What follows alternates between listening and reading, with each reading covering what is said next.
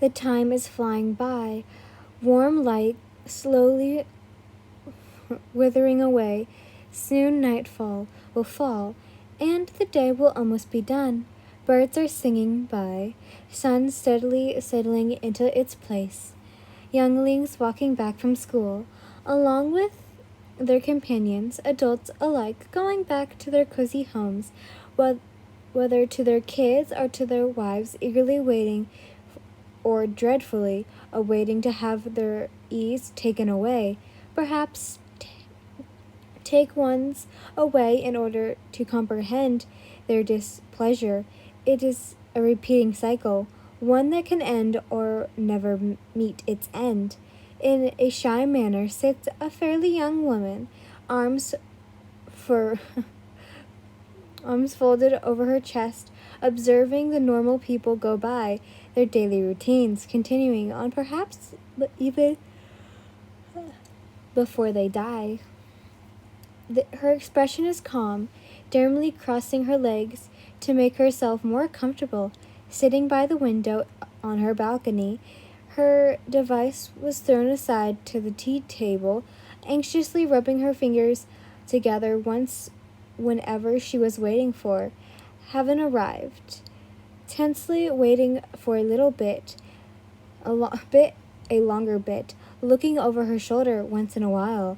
She chews on her dry lips, apparently even more nervous as time went by. Finally, she decides to enter the safe domain and forget her task at hand. For the time being, at least, greens the day, and now it is pitch black outside. The young lady seated by the window in her lonely halls peers outside, surveying the outskirts of her property. Small but spacious, her lights were on, and most of the windows were shut tight, excluding one of them. The window was sealed with wooden planks firmly barricaded to avoid any more casualties. A week before, someone had managed to break inside. Whether it was accidental or intentional, she was not certain. The police could not do much, so paranoia has become a part of her routine. Thinking back on her situation at present, she doesn't remember seeing that. At least not here in the living room. It had been in her room. Every minute she keeps finding something odd, bizarre, unusual on the long table. Hiding behind the television was her perfume, her favorite one. She assumes she had misplaced it somewhere or had forgotten its placement, but beyond, there it was, hiding away from her. She was certain now someone had been inside her house, without her knowing, even though she stays inside almost all the time, and she hasn't even noticed them. It seems a chill up her spine, and suddenly all she could think about is a person standing behind her frame, sneaking over to her and perhaps murdering her in cold blood in her own safe heaven, in the security of her sweet home. Would it be a peaceful death, knowing you died in your own home? No, she was thinking too far ahead. She could not paralyze herself in fear. Swiftly moving towards the seating, the appearance decided to head to her room, sleep if she could, call in someone that would gently help her after tonight. Casually agreeing or changing into her comfy clothes, she nervously lays down on her bed, hoping for the better. She hasn't realized she had fallen asleep long before a sudden sound rattles her, rendering herself awake. She tensely reaches out to the nightstand, quickly attempts to pry it open, fishing out a pistol, grabbing it tightly. She feebly excretes herself in sitting position, actively watching and listening to any mid-intrusions. Luckily, she had left the light turned on in the hallway leading up to her bedroom, so if anyone approaches, she could see their shadow moving. For a while, it was tense, serene. Nothing happened, no noise, no shadow. Had her paranoia gotten to her? Was she making this all up? Was this a dream? Had the lonesome months gotten to her and driven her to the brink of insanity? It felt like her soul had left her body, and now it was just an empty shell remains to guard against destruction. Maybe this is surreal. Maybe it was just a rat playing around and causing a sound. Her mind was rustering everything, but all that comes to a quick halt when the lights go out outside of her room. Turn off. Very subtle footsteps are making their way towards her. She almost couldn't heed until it stopped right in front of her, the entrance. Her heart drops. The handle moves slowly. Rotate. That's what it's here, but I think it's rotating. But she had not forgotten to lock her door. She dreadfully awaits any reaction. None. For a tense minute, until the sound of the lock coming undone alerts her. Lying down into a sleeping position, she stills herself, exhaling slow breaths, short and panicky, hands firmly grasping onto the weapon. Discreetly hiding the gun underneath her blanket, she waits for a fight or flight response. She couldn't tell what was going on. The person was skillfully silent, and her heart was running rapid, forcing any sounds. She remained on standby. I'm sorry I'm late, honey. My job has me doing overnight nowadays. Evil people don't ever stop, do they? I gotta keep it up to my word. A breathy voice spoke, soft yet low. No one knows about us. I'll keep it that way. You don't have to worry about it. The male voice carried on. Eventually, it grew closer to her. I was hoping to take the next step into a relationship, get married, live happily ever after, but I'm not sure how you would react to it. I'm certain you'll love it. Just, I don't want anything happening to you. I've been trying hard to set up the ideal life for you and me. Maybe we can afford to take a risk now? I'll keep you safe, I promise, he continued. I won't let anything harm you, I swear. So please give us a chance. He didn't know she was listening to him, right? Did he know that she was never asleep in the first place? Had he known? Is that why he is confessing in his twisted way? She was scared. She couldn't point a single thing. What was he doing?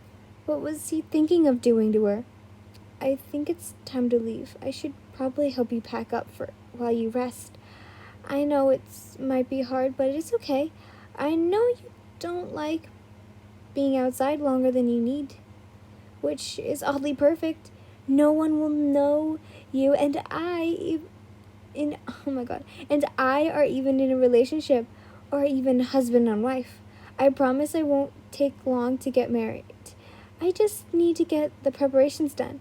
Have you adjusted and contacted with everything? I'll do whatever I can, he muttered, the sounds of drawers opening immediately settling her into action. He was not kidding. I know you understand. I love how understanding you can be. He had his back towards her. This was the perfect chance to shoot him while he was unaware, but almost intensely he turns back to face her. She was so glad to not have followed her instincts, because as soon as he's done, he is walking straight towards her, saying, Okay, I'm done. I packed out the ones you really like. I like seeing you in these. He cases before her, steadily inching closer before both of their breaths touch. Time to leave. Good night, sweetheart. He briefly managed to escape his clutches. She barely manages to escape his clutch, holding a small bag in his hands, stunned by, not surprised, but she was fearfully gazed at him, swiftly pointing the gun at his face. Building up the courage, she asked, Who are you? What are you doing in my house? He is smiling at her words, giving her a soft look. Sorry to wake you up, honey. I know how moody you get when you get disturbed during your sleep. It's okay, though. I understand. He tries to go near her, but she firmly draws the pistol closer to his face. Shut up, get out of my house, she yelled, hoping to knock some sense into him. He knew her. He almost all personal details, but she knew him through news and social media, only allowed to see what he wants everyone to see and know about him. Who wouldn't know Mr. Deku? Honey? He attempts to speak, but she was not having any of it. I'm not your honey. We don't even know each other, including you probably stalked me for long enough to know almost everything of my life. I hate heroes. And you and everyone included. You don't mean that. I know you don't. He grins. Even with a gun right in front of his nose, he urges himself forward, earning a clear shot to the shoulder, which goes nothing to hinder his ability to pin her down. With forcing a hand on her lips, she struggles, tossing and turning breathlessly. Her skin was hurting under his dense grip, and he wasn't letting up. Please stop. I have to do this quickly, or else we'll both get caught. He was bleeding, some of his blood dripping onto her clothes. Even though she had injured him, he kept on going unruffled, as if he wasn't feeling any kind of pain, as if she hadn't just shot him in the shoulder, made him bleed, lose blood, was struggling against him. She thinks of doing something different. She was getting desperate, guilt-tripping him. Maybe? Yeah, sure. Making him feel bad? Unheroic. Anything is not on the table now. Anything to insult him back to his rational self. Her tears were not a false play. She was to use his sympathy to her advantage. Why are you doing this? Please stop. Someone had to have heard the gunshot. If they had enough consideration, the police would have surely been on the way right now. Examples, his frantic behavior hesitantly moves, his eyes blown wide open with worry. She has to buy herself more time, or else she risks getting her life in ruins. I can't. He is after you. I have to make sure you don't end up losing your life because of my ignorance, he answered, soft eyes staring straight into her, his fingers on her waist, steadily concealing. He doesn't buy into her act, at least seems smart enough to dodge. When she tries to kick him, he quickly shoves his knee between her legs, pressing her into the mattress further, his face leaning dangerously close to hers. She swiftly held her breath, looking away from his pendant stare. I'm sorry, but I have to do this before it's too late. She knows what's coming, and she couldn't think of anything. His hands was getting closer, and she needed to take action. I'm pregnant! She absolutely shouted. Instantly, both of him and herself, she only took in her own words after the uttered without thinking twice. And the confusing expression on his face was so scary. No, you are not. I've never seen you with anyone. You are lying to me, he said, closing the thinnest gap between them. I know you very well. You would never do such a thing unless you were telling the truth, which I cannot believe. You don't know enough. You don't know me at all, she boldly replied. I know what you're trying to do. It's not going to work.